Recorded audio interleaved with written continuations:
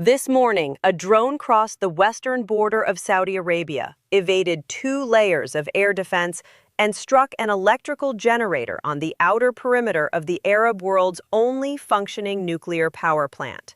The Barakah nuclear energy plant in Abu Dhabi, UAE, a $20 billion facility that powers a quarter of the entire country's electricity needs, was hit. A fire broke out. Emergency diesel generators kicked in. The IAEA scrambled to monitor radiation levels. No one was injured. No radioactive material was released. The plant is still running. And then, within hours, Donald Trump posted on social media, "For Iran, the clock is ticking, and they better get moving fast, or there won't be anything left of them. Time is of the essence." Iran's supreme leader's military advisor responded on state television, "Our armed forces' fingers are on the trigger, while diplomacy is also continuing." On Iranian state television, on the same day, a presenter named Hossein Hosseini sat in front of a live camera, disassembled a Kalashnikov rifle, reassembled it, and fired live rounds into a UAE flag in the studio.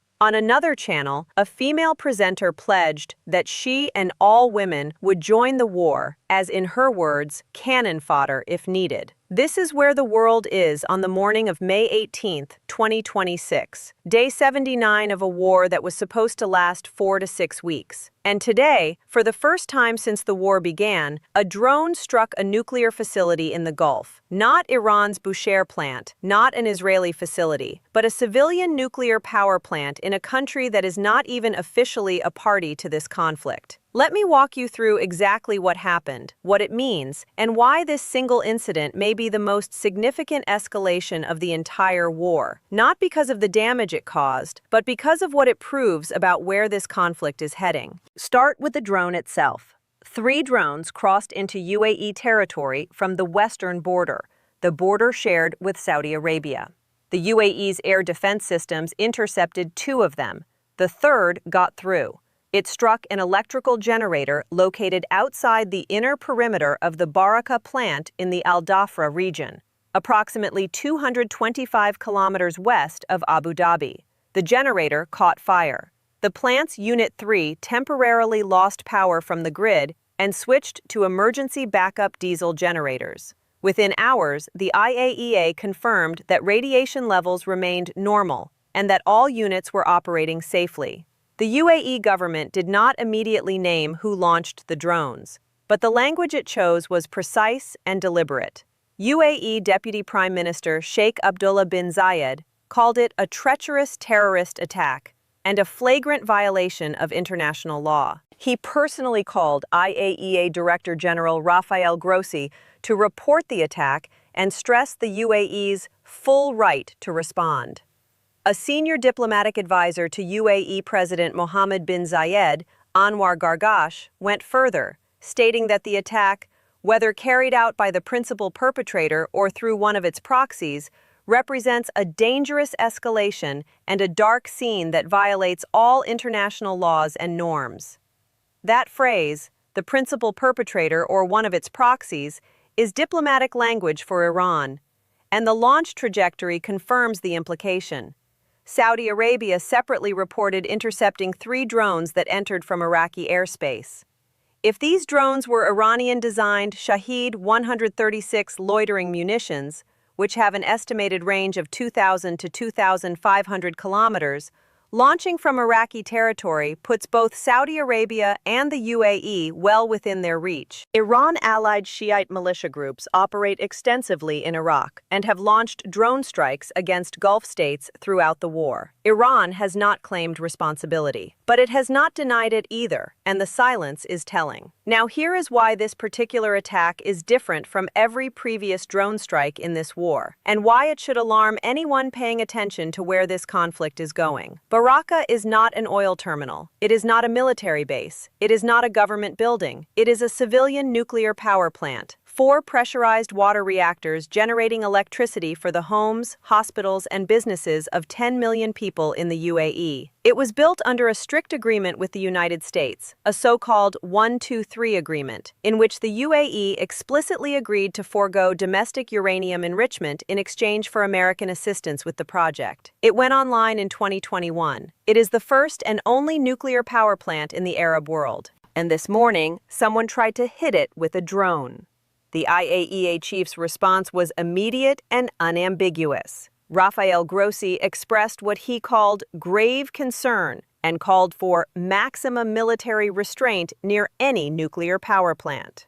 UN Secretary General Antonio Guterres said he was deeply alarmed and stated that attacks on nuclear installations are totally unacceptable, a violation of international law, and must be condemned. But here is what neither the IAEA nor the UN said, because neither institution is in the business of saying it plainly. What happened this morning was a proof of concept. Someone demonstrated that the air defenses protecting the Arab world's only nuclear plant can be penetrated. 2 drones were intercepted, 1 was not, and the one that was not intercepted hit exactly what it was aimed at.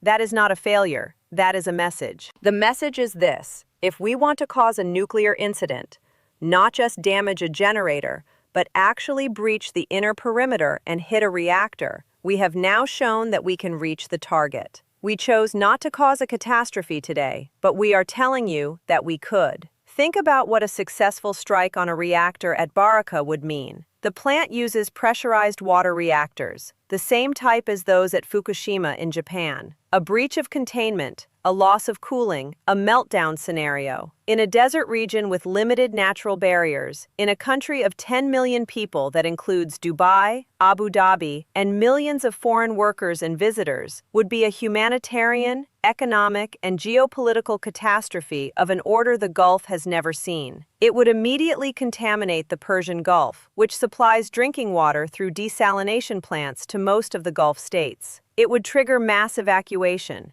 It would collapse insurance markets for the entire region. And it would almost certainly trigger an immediate and overwhelming military response from the United States and Israel. Iran knows all of this, and that is why today's strike, which stopped just short of causing a catastrophe, is the most sophisticated and dangerous signaling move Iran has made in 79 days of war. Now look at the context in which this strike happened, because the timing is not coincidental. Trump returned from Beijing on Friday. His summit with Xi Jinping produced what analysts called a modest breakthrough. No major deal, no firm Chinese commitment to pressure Iran, no breakthroughs on trade or Taiwan. On Saturday, Trump sent Iran a new nuclear proposal, the details of which have not been officially released, but which reportedly offers a 20-year enrichment suspension in exchange for the removal of Iran's existing enriched uranium stockpile. On Saturday, he also told reporters, "If they do something bad, there is a possibility it could happen,"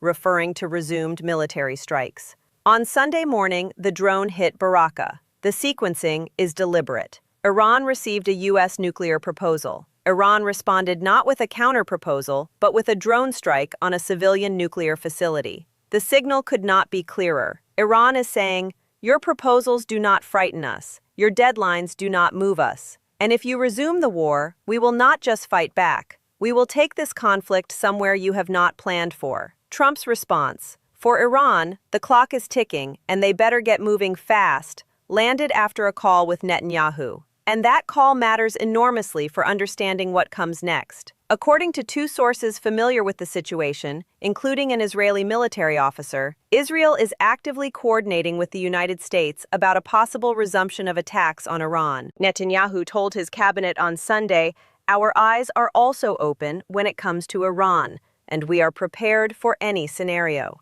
Israel struck near Iran's Dimona nuclear facility during the earlier phase of the war. Iran has now struck near the UAE's Barakah plant. The nuclear infrastructure of multiple countries has been drawn into a war that was supposed to be a limited, targeted campaign. The Trump administration is scheduled to meet with top national security advisors on Tuesday to discuss military options regarding Iran. Axios reported this on Sunday. That meeting is now happening in the shadow of a nuclear plant attack. And simultaneously, This is the detail that reveals the true state of Iran from the inside. The Iranian regime is conducting what can only be described as a psychological mobilization campaign that tells a story very different from the confident defiance it projects externally. On May 16th, Iranian state television broadcast a presenter assembling and firing a Kalashnikov on air. On the same day, IRIB Channel 1 aired civilian defense drills, calling on Iranians to save fuel, water, and electricity. 1 liter less petrol, 1 bulb off, 1 bucket of water less equals successful civil defense against the enemy. Former IRGC commander Ismail Kosari called for universal readiness. Woman and man, if they see any point occupied by the Zionist or American regime, they can confront it.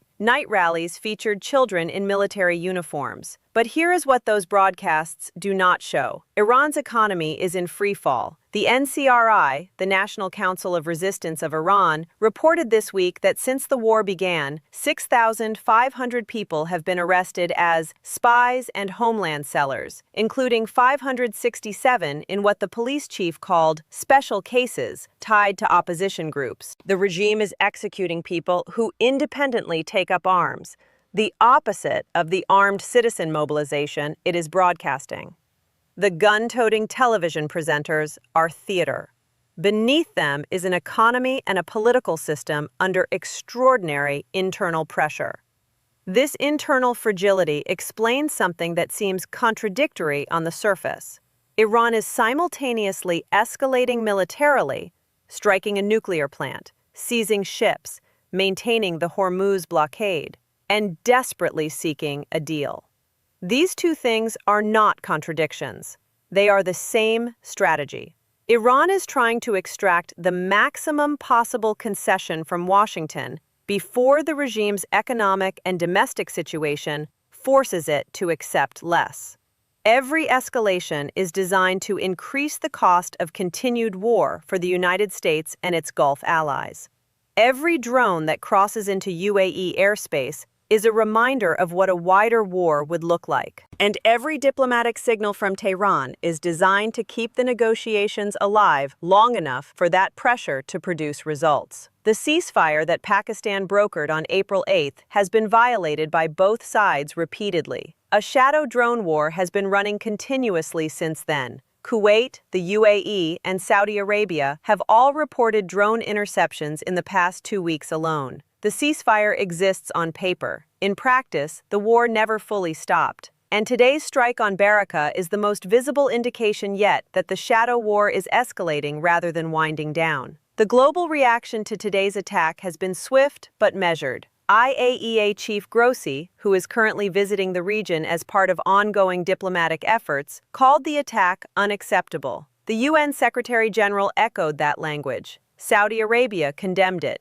Western capitals issued statements. And oil prices, which had settled around $104 a barrel following the diplomatic activity of the past week, spiked again on the news. Here is the bottom line of where this stands on May 18, 2026. The United States sent Iran a nuclear proposal on May 16th. Iran responded 2 days later by sending a drone to a nuclear power plant. Trump is meeting his national security team on Tuesday to discuss military options. Israel says it is prepared for any scenario.